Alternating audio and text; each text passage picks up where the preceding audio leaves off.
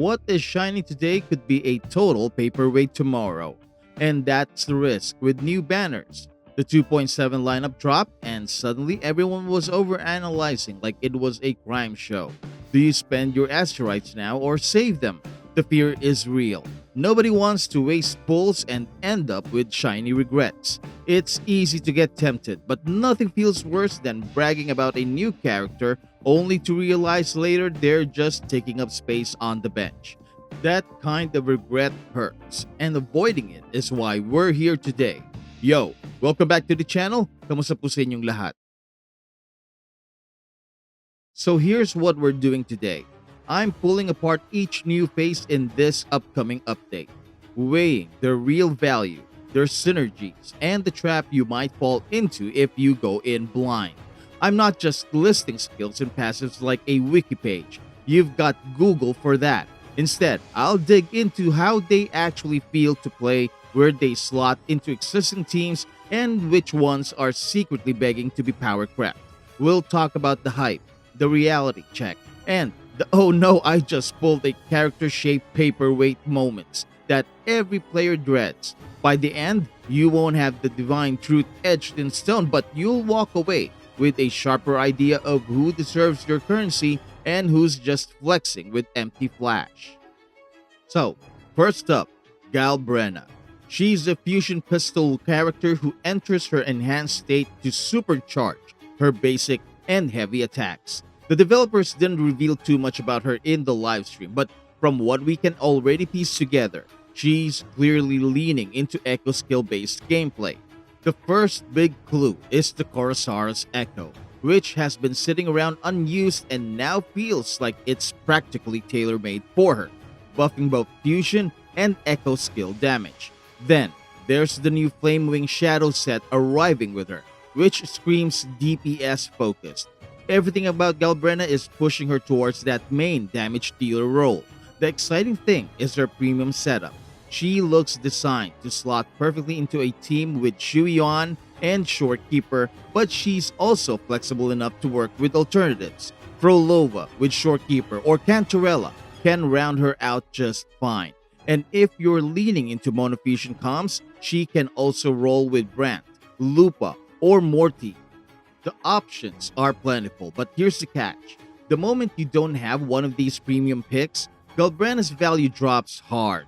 None of the 4 stars really touch her echo skill niche. So, if you're missing the right supports, she'll feel weaker than her kit promises. Monofusion builds can save her, but if that's not in your box, she's a very tough sell.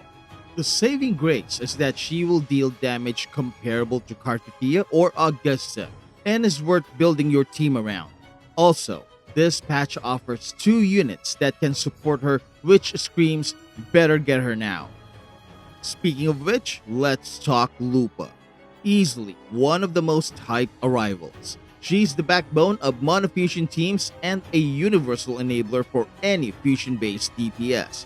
Drop her next to Brant, and suddenly you've got a powerhouse duo that elevates nearly any fusion character you want. Shisha, Changli, Encore, heck, even Mortifi. It doesn't matter. If fusion is in their kit, Lupa makes them shine.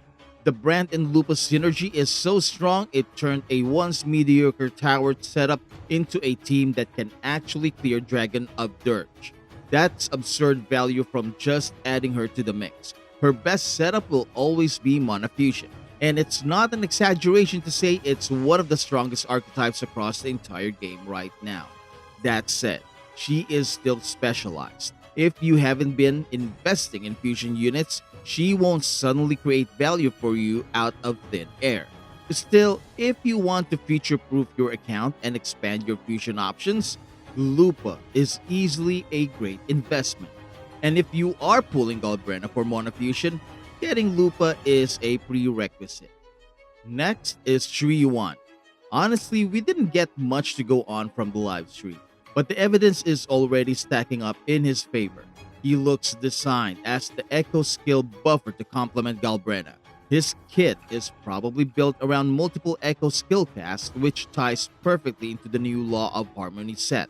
That said, boosts heavy attack damage for the user, and increases team-wide echo skill damage when you cast. The synergy writes itself. Galbrena benefits, Prolova benefits, Roccia and Cantarella both benefit as well, in ways few other characters can manage. That potential makes him very interesting. Heavy attacks mean Prolova's outro can pump him up, and his team buffing means he's basically a slot-efficient specialist. The risk? He's tied almost entirely to the Echo skill archetype. If Kuro Games dials back on Echo skills or releases competing supports, Qiuyuan's value takes a nosedive. Combine that with the fact that Galbrena and Prolova can support each other as alternatives, and suddenly he's not mandatory. But still, these buffs are very invaluable. He provides crit damage and Echo skill buffs, with more characters coming that scale off of Echo skill in the future, he will become invaluable. Only time will tell. And finally, we have Zani. She's a bit of a roller coaster, and I've criticized her before, but let's give her a fair shake. Without Phoebe in your roster, she's one of the weakest limited DPS units you could chase, and I'd honestly put her down near Shang Liao's level.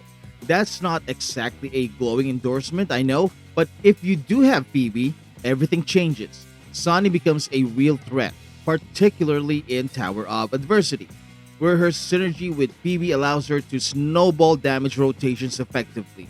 Her issue is inflation. Endgame content has buffed up HP pools, and Zani doesn't tear through enemies like she once did. Characters like Kartithia and Augusta have surpassed her in raw output, making her a strong option but no longer the apex predator. She's still relevant though, but not meta-defining. However, if you're a fan of quick swap playstyles, Zani becomes terrifying. The ability to swap into Phoebe or Spectral Rover to stack more Blaze, then rotate back into Zani with extended buffs make her a monster in the right hands. Quick swap is where she secretly shines, and if you're skilled enough to pull it off, she's absolutely worth keeping around. So, where does that leave her? With Phoebe, she's a solid A tier. Without Phoebe, she crashes down to C tier. That's a huge gap, but it reflects how dependent she is on one specific synergy. And that's the rundown. Version 2.7 offers some really strong tools, but not all of them will work for every account. Galbrena is amazing if you already own the right supports. Lupa is the definition of future-proof if you're invested in fusion. Qiuyuan is a niche buffer with potential but questionable staying power. And Zani is a conditional powerhouse that either thrives or flops depending on your roster. Let me know in the comments who you're planning to pull for. Good luck on your gacha pulls. If this video resonated with you, please leave a like for added attack, subscribe for extra elemental damage, and hit the bell for massive crit. Thank you so much for watching. Maraming salamat po, and I will see you in my next video drop. Goodbye.